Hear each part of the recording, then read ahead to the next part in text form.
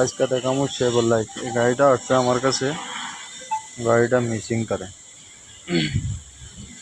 প্লাগগুলোর এই অবস্থা, এই পরিস্থিতি দেখেন।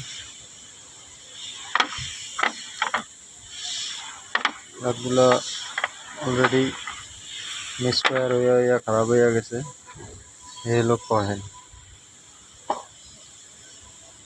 কয়েলগুলোর ভিতরে পানি গিয়া কয়েলগুলোর অবস্থা তেমন বেশি না। এগুলো গিয়া 6 সিলিন্ডারের গাড়ি।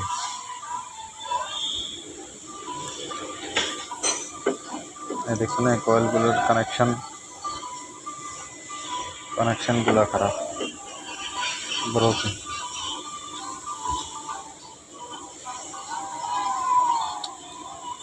আর ইনশাল্লাহ এই এক্সহস্টের যেটা